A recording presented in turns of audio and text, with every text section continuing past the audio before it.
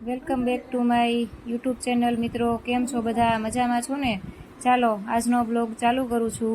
તો આજે બનાવવાના છે ડિનરમાં ભજીયા. એના માટે અહીંયા જોવો, પહેલાં તુષાર રેડી કરે છે બટેકા પૂરીનો જે લોટ હોય એ. અહીંયા મેં બટેકાની પૂરી જે બનાવવાની હોય એ પાડી લીધી છે. અને અહીંયા થોડાક બટેકાની છેલ્લે વહી દીધી તો મેં આવી ચિપ્સ કરી નાખી છે. અને અહીંયા ગેસ ઉપર તૈયાર થાય છે ખજૂર આંબલીની ચટણી.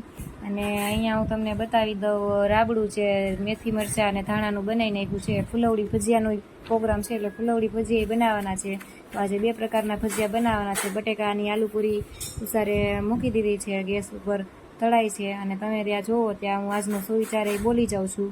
તો આજનો સુવિચાર છે કંઈક આવો કે મનુષ્ય બધી જ વસ્તુની નકલ કરી શકે, પરંતુ કિસ્મત અને નસીબની નકલ નથી કરી શકતો. એકદમ સાચી વાત છે સુવિચારમાં મિત્રો, કે મનુષ્ય બધી વસ્તુની નકલ કરી જાય પણ આપણા કિસ્મતની, કોઈ નસીબની આપણી નકલ ન કરી શકે.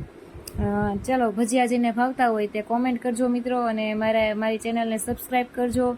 પછી મારા વ્લોગ જોજો બધાય. અને મારો સુવિચાર કેવો લાગે છે, સારો લાગે છે તો કોમેન્ટ કરજો, નથી સારો લાગતો તોય કોમેન્ટ કરજો એટલે મને ખબર પડે.